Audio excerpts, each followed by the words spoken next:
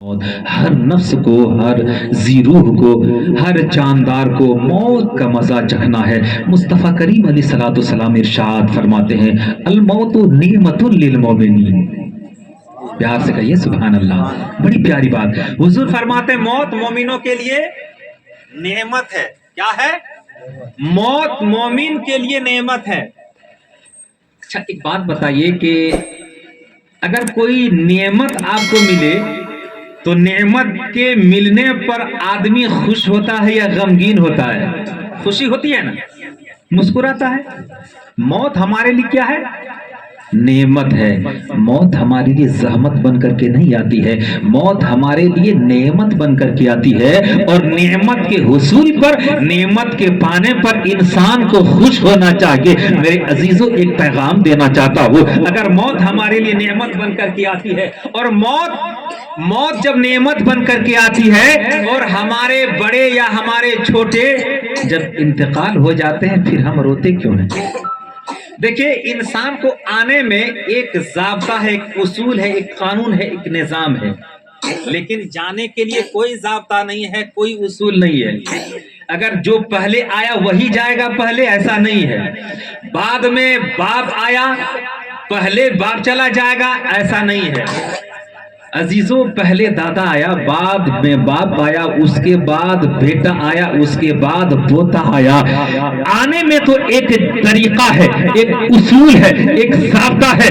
باپ پہلے آئے گا، بیٹا بعد میں آئے گا، باپ پہلے آئے گا، بیٹا بعد میں آئے گا، ماں پہلے آئے گی، بیٹی بعد میں آئے گی، دادی پہلے آئے گی، پوتی بعد میں آئے گی، نانی پہلے آئے گی، نواسی بعد میں آئے گی، نانا پہلے آئے گا، نواسا بعد میں آئے گا، چاچا پہلے آئے گا، بھتیجا بعد میں آئے گا، دادا پہلے آئے گا، پوتا بعد میں آئے گا۔ لیکن جب جانے کی بات آئے گی تو ایسا نہیں ہے کہ باپ پہلے ہی جائے گا یا بیٹا ہی پہلے جائے گا۔ ہم نے کبھی ایسے بھی دیکھا ہے باپ بوڑھاپا ہے، بوڑھاپے کے منزل تک پہنچ گیا ہے، باپ بوڑھا ہے، لکڑی کے سہارے چلتا ہے، ڈنڈے کے سہارے چلتا ہے، اور ابھی 6 ماہ کا بچہ ہے، ابھی 4 دن کا بچہ ہے، ابھی 4 لمحے کا بچہ ہے، 4 گھنٹے کا بچہ ہے، اور اس کی روح نکل جاتی ہے۔ اے میری قوم و ملت کے نوجوانوں، جب بچہ پیدا ہوا تھا تو ہم نے ایک ارمان کے ساتھ بچے کو گود میں لے کر کے کہا تھا بچہ بڑا ہوگا، اسکول میں پڑھاؤں گا، پڑھا لکھا کر کے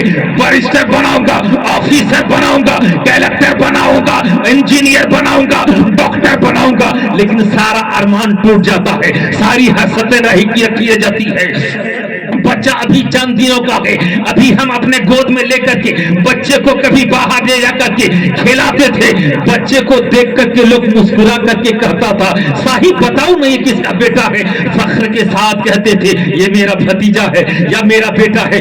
عزیزان قوم و ملت، میں جو بتانا چاہتا ہوں غور سے سنیے گا، لیکن کبھی ایسا ہوتا ہے جس بچے کے اوپر ہم نے اتنی ارمانیں رکھی تھی، جس بچے کے اوپر ہم نے ہماری اتنی امید کی دیواریں کھڑی ہوئی تھی، لیکن وہ دیوار اچانک چکنا چور ہو جاتی ہے، امید کی دیواریں گرتی نظر آتی ہے، امید کی دیواریں مسمار ہوتی نظر آتی ہے۔ میری قوم و ملت کے نوجوانوں کیا سمجھا آپ نے؟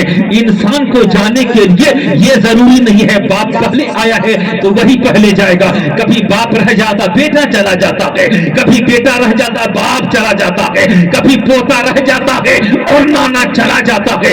عزیزان قوم و ملت سنو، موت ہمارے لیے نعمت بن کر کے آتی ہے، لیکن ہم نے یہ دیکھا ہے کہ آج تو رونے میں تقابل کیا جاتا ہے، رونے میں مقابلہ کیا جاتا ہے۔ ایک بہن کہتی ہے کہ اگر میری چھوٹی بہن صبح سے رو رہی ہے تو میں کیوں سے کم ہوں، میں کیوں نہیں رو؟ اگر میری بہن اسٹیشن سے رو کر کے آ رہی ہے تو میں اپنے گھر سے روتے ہوئے جاؤں گی۔ اگر میری بہن رہبات کے دھرتی پر قدم رکھنے کے بعد رونا شروع کری ہے تو میں رہبات ان کرنے سے پہلے روتی ہی بھی آؤں گی۔ میرے بیٹیوں، میری قوم کی شہزادیوں، اگر تجھے مقابلہ ہی کرنا ہے تو رونے میں مقابلہ مت کرو، اگر تجھے تقابل ہی کرنا ہے تو رونے میں مقابلہ مت کرو۔ اگر مقابلہ کرنا ہے تو قرآن کے ورق کو الٹ کر کے کہو اگر چھوٹی بہن 1 پارہ پڑھتی ہے تو میں 4 پارہ پڑھوں گی، اگر چھوٹی 4 پارہ پڑھتی ہے میں 8 پارہ پڑھوں گی۔ گے. قسم خدا کی اس نیت کے ساتھ اگر تم مقابلہ کرو گے تو تمہاری دنیا بھی سنورتی نظر آئے گی, تمہارے مرحوم بھی بخشے جائیں گے, تم بھی بخشی جاؤ گے. اس لیے میری قوم کی بیٹیوں, مقابلہ رونے میں مت کرو. اسی لیے رویا تو اس پر جاتا ہے, رویا تو اس پر جاتا ہے جو مصیبت کا مارا ہوتا ہے. اما یار موت تو ہمارے لیے نعمت بن کر کے آیا کرتی, موت تو ہمارے لیے نعمت بن کر کے آیا کرتی ہے. اس کو سمجھانے کے لیے بڑی آسانی کے ساتھ ایک مثال پیش کرنا چاہتا ہوں. آپ کے رہبات سے یا رہبات کے علاقے سے, گرد و نواح سے, قرب و جوار سے بہت سارے حجاج کرام حج بیت اللہ کے لیے تشریف لے کے گئے ہوں گے. یہاں کوئی حاجی صاحب ہے نا؟ کہیے نا ایک بار تو سبحان اللہ. سبحان اللہ. حاجی صاحب جب حج کرنے کے لیے جاتے ہیں تو اپنا گھر, وطن, ملک, دیس, بھائی بہن, رشتہ دار, گھر کی محبت, ساری چیزوں کو چھوڑ کر کے جاتے ہیں. جانے والا جاتا ہے, ساتھ میں رخصت کرنے والے اسے دیکھ کر کے رو رہے ہوتے ہیں. جانے والا حاجی صاحب جا رہا ہوتا ہے, ساتھ میں اس کے رخصت کرنے والے ان کے احبا اقربا بھی رو رہے ہوتے ہیں. میں نے آپ سے سوال کیا, صاحب بتاؤ آخر وہ رو رہے ہیں تو رونے کی کیا وجہ ہے؟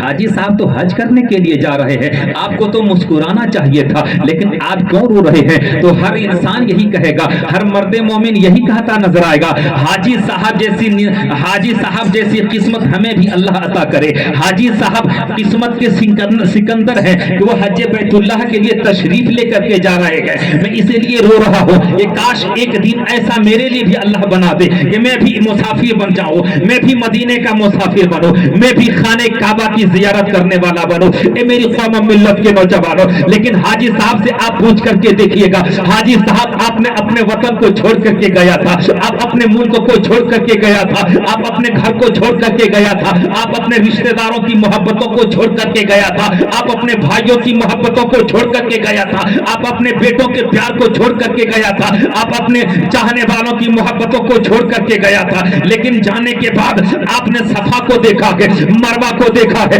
مینا کو دیکھا ہے, مزدلفہ کو دیکھا ہے, حتیم کو دیکھا ہے, خانہ کعبہ کو دیکھا ہے, مقام ابراہیم کو دیکھا ہے, حجر اسود کو دیکھا ہے, خلاف کعبہ کو دیکھا ہے. پیار سے کہا دیجئے نا سبحان اللہ. کیا میری روح نکل جائے گی تب آپ بولیے گا. اگر اچھا لگ رہا ہے تو کہہ دیجئے محبتوں کے ساتھ, پیار سے. ختم کر دیں یا کچھ دیر بولیں؟ دیکھیے ہمیں وقت دیا گیا تھا 9:30 بجے تک, ہے نا حضرت, اور میرے خیال سے 9:30 ہونے والا ہے. اس لیے میری عادت یہ ہے کہ میں جب تک لوگ سننا چاہتے ہیں اسی وقت تک میں سناتا ہوں, جبرن کسی پر بھاری اور بوجھ نہیں بننا چاہتا ہوں. اگر آپ کہہ دیں تو میں ابھی بھی بیٹھ سکتا ہوں, مجھے معلوم ہے کہ میری جگہ کہاں ہے نا. اور اگر سننا چاہتے ہیں تو جی لگا کر کے کہہ دیجئے سبحان اللہ. اس لیے کہ دیوانوں کے درمیان میں مصطفیٰ کا ذکر ہو اور خاموش رہے یہ زیب نہیں دیتا. احساس ہونا چاہیے کہ میں دیوانوں کے درمیان بول رہا ہوں, عاشقوں کے بیچ بول رہا ہوں. جی لگا کر یہ زندگی پیدا کیجئے, پیار سے کہہ دیجئے سبحان اللہ. حاجی صاحب نے کیا دیکھا؟ صفا کو دیکھا, مینا کو دیکھا, مزدلفہ کو دیکھا, آب زمزم کو دیکھا, حتیم کو دیکھا, خانہ کعبہ کو دیکھا, غلاف کعبہ کو دیکھا, حجر اسود کو دیکھا, اور آگے چلیے مدینہ کو دیکھا, مدینہ کو دیکھا, مصطفیٰ کے روضے کو دیکھا, جالی رسول کو دیکھا, گنبد خضرا کو دیکھا, باب صدیق کو دیکھا, باب عثمان کو دیکھا, باب علی کو دیکھا, جنت البقیع کو دیکھا. اے میری قوم ملت کے نوجوانوں, ایک حاجی صاحب جس نے لاکھوں روپیہ خرچ کرنے کے بعد یہ اپنے ملک سے بدیش جانے کے بعد, ادر ملک جانے کے بعد, آؤٹ آف انڈیا جانے کے بعد اس نے ساری چیزوں کو دیکھا ہے, لیکن اگر نہیں دیکھا ہے تو مصطفیٰ کے چہرہ انور کو نہیں دیکھا. پیار سے کہیں سبحان اللہ.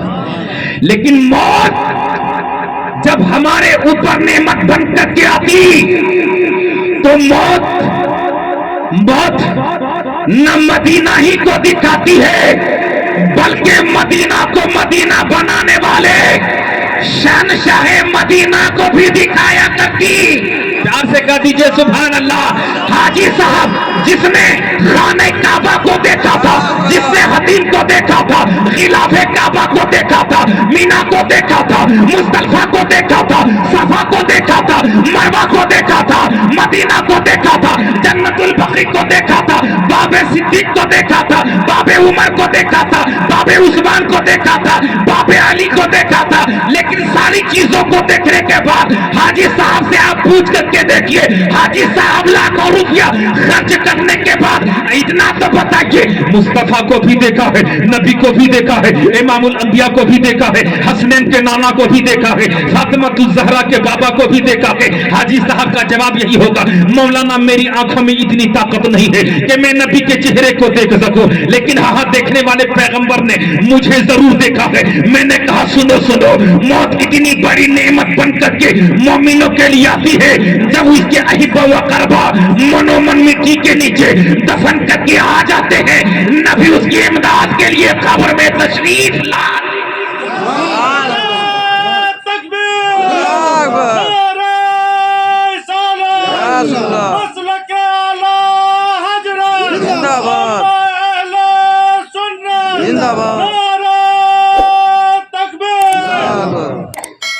अजीजों, मैं कह रहा था कि मौत नेमत बन करके आती है। मौत मोमिन के लिए तोहफा है, और मौत जब मोमिन के लिए तोहफा बन करके आती तो उसे इंसान को घबराना नहीं चाहिए, मुसलमानों को डरना नहीं चाहिए।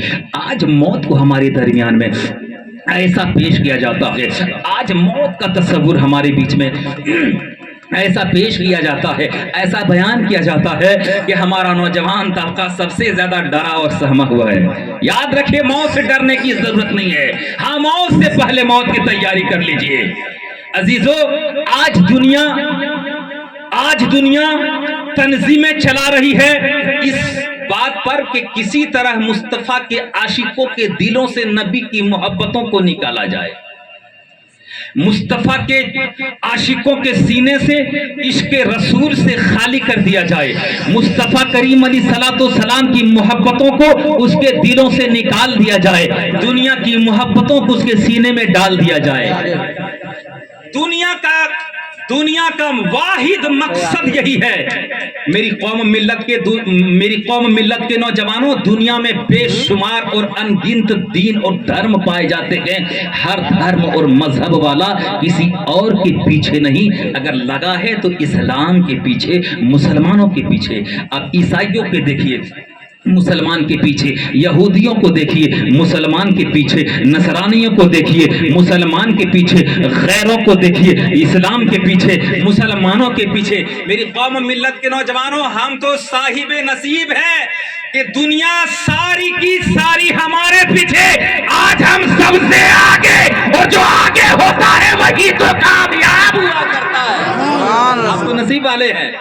आप ये मत सोचिए, आप मत सोचिए कि हमारा कोई नहीं है, हमारा कोई सुनने वाला नहीं है, हमारा कोई हामी नहीं है, हमारा कोई यावर नहीं है, हमारा कोई मददगार नहीं है। और एक तारीख बताना चाहता हूँ, उससे पहले एक बड़ी प्यारी बात मैं आपके सामने सुनाना चाहता हूँ। अजीज़ान कराम, एक मरतबा जी लगा करके दुरूद पाक सुनाइए। अल्लाहुम्मा सल्ली अला सय्यदना नबियना मौलाना मुहम्मदिन बारिक वसल्लम सल्लु अलैहि सलातन दाइमतन बिदवाबिल मलिकिल हय्यिल क़य्यूम सलातु व सलामुन अलैका या रसूलल्लाह सल्लल्लाहु तआला अलैहि वसल्लम। अजीजों, मौत से पहले मौत की तैयारी कीजिए।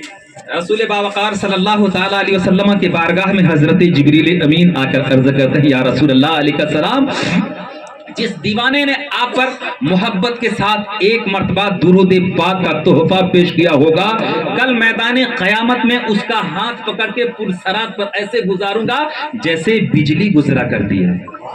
प्यार से कह दीजिए सुभान अल्लाह। वो पुरसरात जो बाल से ज्यादा बारीक होगा, तलवार से ज्यादा तेज होगा, इंसान उस पर गिरते पड़ते जाएंगे, नीचे जहन्नम होगा, जो गिर जाएंगे जहन्नम में जाएंगे। मेरी कौम मिल्लत के नौजवानों, जिब्रील फरमाते उसका हाथ पकड़ के मैं उसे गुजारूंगा, और ऐसे गुजारूंगा जैसे बिजली गुजरा करती है।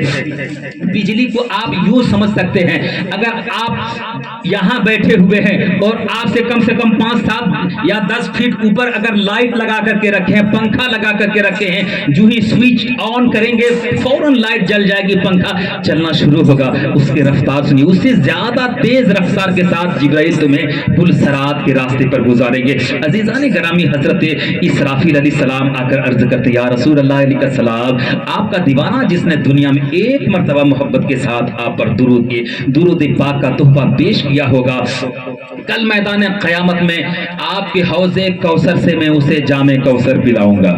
پیار سے کہہ دیے سبحان اللہ. آپ کے حوض کوثر سے جام کوثر پلاؤں گا.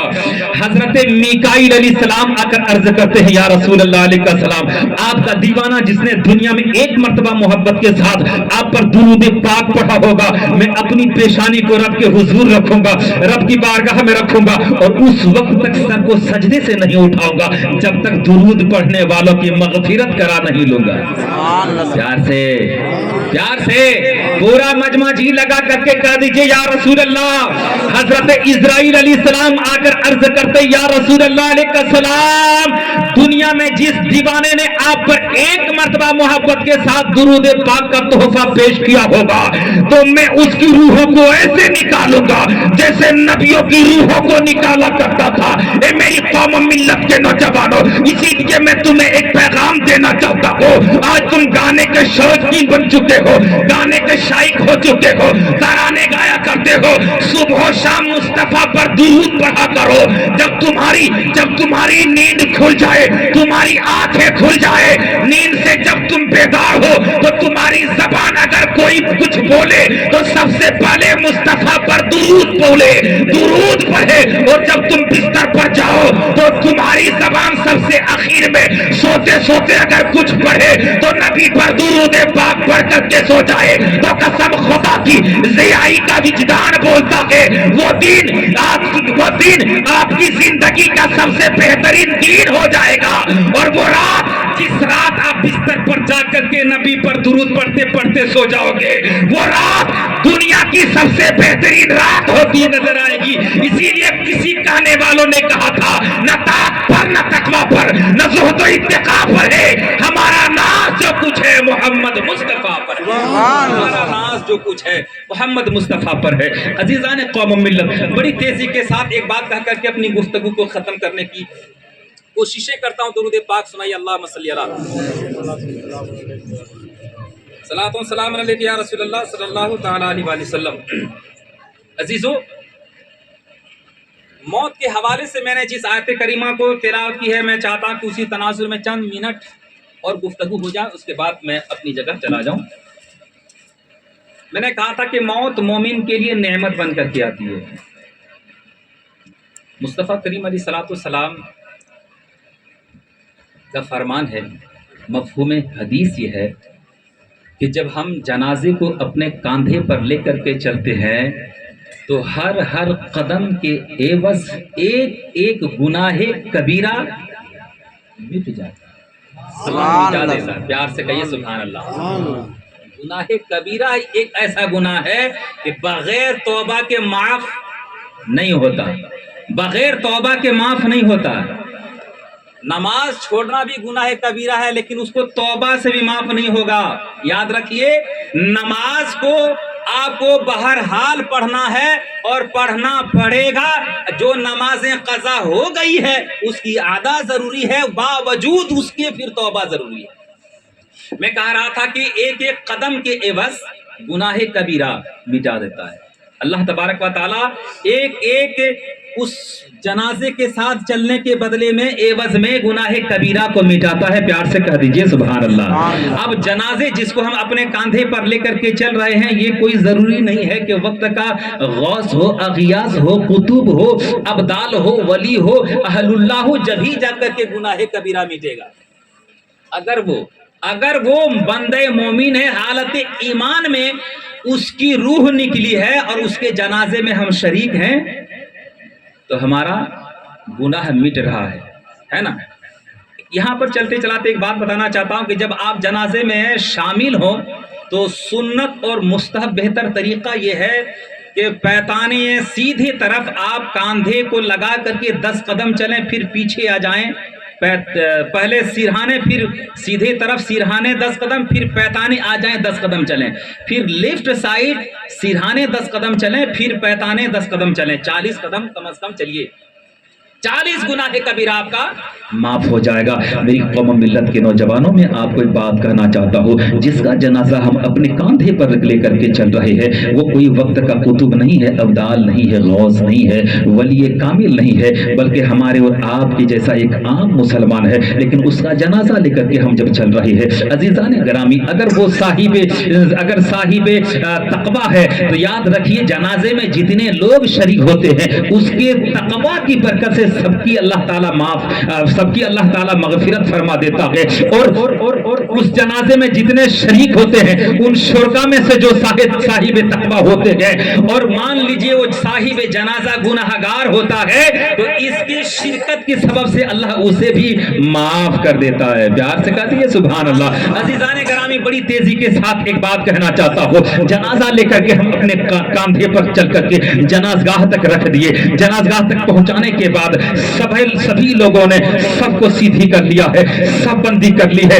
حضرت علامہ و مولانا غلام حیدر صاحب کے والد محترم مرحوم مغفور عبد الرشید صاحب کا جنازہ جب ہم نے پڑھا تھا سارے لوگ سب بندی کر لیے تھے، لیکن آپ کو پتا ہے کہ سب میں سب سے آگے کون تھے، تو آپ کا جواب یہی ہوگا، حضرت علامہ غلام حیدر صاحب کے والد مرحوم جناب محترم عبد الرشید صاحب کا جنازہ رکھا ہوا تھا۔ پیار سے کہہ دیجئے سبحان اللہ۔ آپ اپنے خطیب و امام کے پیچھے جو نمازیں ادا کیے تھے، فجر پڑھے تھے تب بھی امام آگے تھا، ظہر پڑھے تھے جب بھی امام آگے تھا، عصر بھی آپ نے پڑھی تھی امام آگے تھا، مغرب پڑھی تھی امام آگے تھا، عشاء پڑھی تھی امام آگے تھا، جمعہ کی نمازیں پڑھی تھی امام آگے تھا، عیدین پڑھی تھی امام آگے تھا، ہر نماز میں امام آگے تھا، امام آگے تھا، آپ پیچھے تھے۔